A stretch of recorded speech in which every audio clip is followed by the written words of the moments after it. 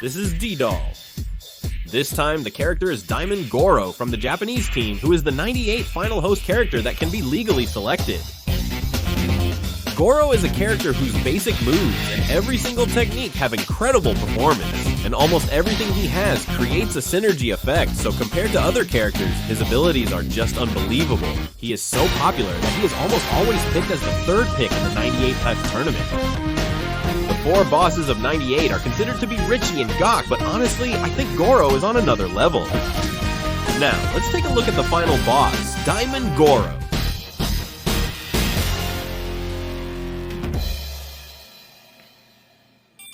This is a long-range A. For a light normal attack, it has a pretty long reach. On top of that, since it comes out quickly, it's really good for poking. The hope of long-range normal attack campaign sub-characters. If you use Ralph's long-range C at the same timing, Goro can cut it off like this, showing incredible performance. The long-range B makes Goro even closer to a boss in long-range fights. Even though it's a weak and long move, its reach is incredibly long, and it also has a low hitbox. Even among the long-range B moves of many characters, there isn't one as powerful as this in terms of hitbox. The reach. Even though it has long reach, the hurt box starts from the thigh, so punishing it is practically impossible. Some of you might not know this, but for reference, the long-range poke can also be followed up with a cancel move. However, if you use it from too far away, you'll get a failed grab animation, so you need to be at a certain distance for it to work. Still, if you think about it again, the fact that a long-range light normal with a low hitbox can lead into a combo like this honestly feels like it's really crossing the line. As long as the player's skills can keep up, this technique will be extremely useful. It's the same close-range C for Goro, just like the basic move that serves as the starting point for combos for all characters. Even if the opponent guards, Goro usually has the frame advantage, so if you create some distance, you can use the long-range move I explained earlier to apply pressure again. This is a fundamental move. And of course, since it can be cancelled, you can use it in combos with both moves, resulting in much greater firepower than the close-range combos of most other characters. This combo is so strong that if you land it just 3 times, most opponents will be defeated. Compared to the damage others struggle to deal, the simple 3-inch combo is much stronger. It may look unimpressive, but its performance is insane. This is the long-range C. Just looking at the hitbox, there's a hurt box starting from the elbow, and only an attack hitbox in front. In long-range basic attacks, the only one that can compete evenly is the famous robot's long-range B. So unless it's a pretty strong invincible move, there aren't many things that can break through a basic move like C. Even if you use it repeatedly at an awkward distance, Goro will have fun while the opponent will get frustrated. And honestly, you don't even need to think about using C at close range. I think it's good enough to just use bar C. Close D is even better than close C. Since its attack hitbox lingers longer than C, you have a bit more time to cancel it. Of course, you can cancel it into a command move, so it's great for dealing big damage. Personally, I also find it easier to continue combos using D rather than C. What other character can deal this much damage with such a simple combo?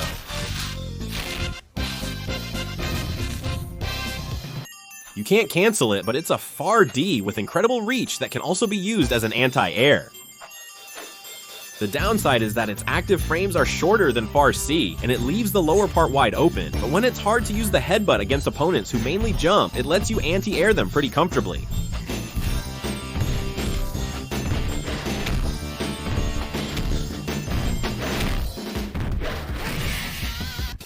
This is crouching A, used when you're close enough that far B won't come out. It's a basic move with decent reach and can also be cancelled. Of course, since it can be linked into a headbutt, you can deal big damage just like with other basic moves. For those who have trouble canceling into the headbutt, it's easier if you hold down diagonally downward and then press A and C in succession. Crouching B I'm showing you right now can't be cancelled due to the system, so normally the combo doesn't connect. I'll set the guard in the options. You can see the guard is working properly.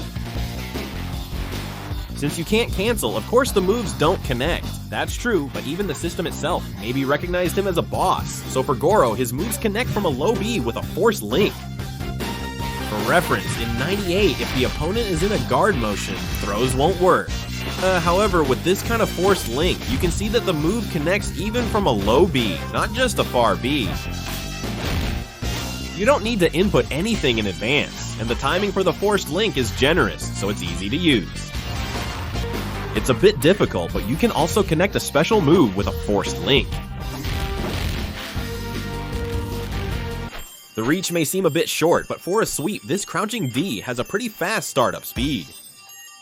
If the opponent doesn't tech, you can follow up with a back roll or a cross up, but you have to rely on the opponent making a mistake for this to connect, so there's no need to wait for it. If the opponent does tech, you'll just whiff by yourself, and that's it. This is the useless special move, or break, that sometimes gets triggered by mistake. Strangely enough, when you accidentally use it, there are magical moments where the opponent actually gets hit by it. Interestingly, this special move also has the ability to cancel out projectiles. What's interesting is that it can cancel out not only regular projectiles, but also special move projectiles. However, it can't cancel out multi-hit or special projectiles. On hit, it causes a hard knockdown, so you can reliably follow up with a sweep reversal. Since it's a special move, I always thought it was an overhead, but it's definitely not an overhead. Even if you use the low wheel, it doesn't cause a knockdown. In air-to-air situations, it's a decent jump A. Since it activates pretty quickly, it's quite good in air-to-air situations, but Goro's anti-air moves are on another level, so I don't use it that often. If you're really quick at reading situations, you could use it when you both jump at the same time. Goro, who has everything, also has a jump B that can even go for a cross-up. Compared to Rear or Chris, who can easily break through cross-ups, it's a bit harder to land a hit. But it's not impossible, and it's a basic move that's definitely worth aiming for and trying out. It's a flashy motion jump C attack. Honestly, it's also the most useless jump attack. If you want to do a jump-heavy attack, D has better hitboxes and can definitely reach to the side, but it just doesn't connect well. You can see that I'm trying over and over, but it's just not hitting at all, right? Goro's other jump attacks were kind of mediocre, but the D attack is just completely forgotten in terms of performance. If you check the hitbox, there's no hurt box at the tip of the foot. It only starts from the thigh. So even Law's disgusting uppercut can be completely beaten if you hit him at the tip of the range. The jump scene in the middle was a mistake, but it definitely looks cool. The pressure after a short jump is one of Goro's main routes, so use it often to annoy your opponent. This is Goro's ground CD. It's good for guard canceling, but there's also a technique that surprisingly few people know about. If you cancel when it hits alone like this, it becomes unblockable because the opponent is stunned. Sometimes when you're playing matches, you'll see Goro throw out a CD at an awkward distance. But they're not doing this just to look cool, it's actually to set up this combo. Of course, it's rare for this to actually hit, but if it does, the damage is pretty significant. Next is the jump seal, but unless you're trying to disrupt your opponent's timing, there's not much use for it. For jump attacks, D is simply the strongest. Finally, this is the overpowered special move, Headbutt, that truly made Goro a real boss. It may not have invincibility frames, but it has performance that's hard to believe for an anti-air grab. The hitbox is also ridiculously generous, but after Headbutt hits, you can cancel into Minefield. Just getting hit by Headbutt hurts, and then you get hit by Minefield too. If Headbutt lands as a counter, you can even land 2 headbutts in a row in a normal field. Since this technique is used for anti-air, counters happen even more often, so if you check for a counter when using Headbutt, that's great. If you land a double Headbutt combo after bursting the opponent's ears, it deals almost as much damage as a special move. And if you land a counter double Headbutt in the corner, you can hit the double Headbutt up to 3 times. You can't. Here's how to use it. The second step is to hit the ball with your head as low as possible. The headbutt has 2 motions, and if you hit during the first motion, you'll hit with the 3rd headbutt. After hitting with the 3rd headbutt, if you cancel, the landmine formation will be guaranteed. Even though I didn't break the path, the ultimate skill still deals damage. Let's also take a look at the damage from Goro's triple headbutt after breaking the path. This time, let's check the damage including the unblockable landmine formation. It's such unreasonable damage that it makes you not want to play the game.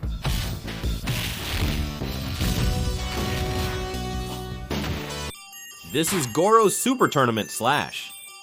It's a grab move that's completely invincible when activated. It doesn't combo from basic or special moves, but it's quite good for mind games. I'm sure you've all experienced it. Even though your attack clearly overlapped with the guard graphic, it didn't hit. We were able to learn this kind of unfairness early through guard before entering society. This is Guard Sensei's main grab, the Heaven and Earth Flip. Even in the failed motion, he lowers himself to minimize his hitbox. If you're a player who uses Oro, you should always be able to input the Heaven and Earth Flip. There's a lot of talk about whether it's a 1-frame grab or a 0-frame grab, but Oro can counter all of them anyway. The Heaven and Earth Flip has a long throw animation, so you can use that time to build up your gauge, and although it used to be considered bad manners, now it seems like everyone uses the unblockable landmine super as well. I'll make separate videos showing the unblockable setups for each character's specific parry timing. What I'm showing you this time is just a preview, so please look forward to the full unblockable setups video. This is the ultimate move, Hell Paradise Drop. It's a special move that can be connected into combos, and the damage is tremendous. If you land a max special move combo on Shin or Choi Beyond Gay, it's basically a guaranteed knockout.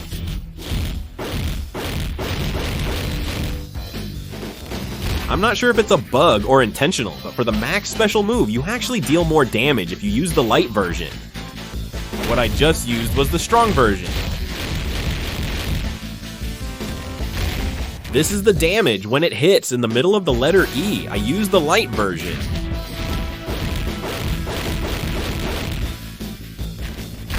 It shows the damage when it hits in the middle of the letter S. There are other skills and special moves, but I didn't include them because I don't use them much and they aren't very meaningful. Counter moves, cloud grabbing, and base grabbing are hardly ever used, and the supercharged technique is basically just for head canceling. As I mentioned earlier, I'll also prepare a separate video showing Goro's armor being broken, so please look forward to it. That's all from Gory. If you enjoyed the video, please make sure to like, subscribe, and leave a comment. I would really appreciate it.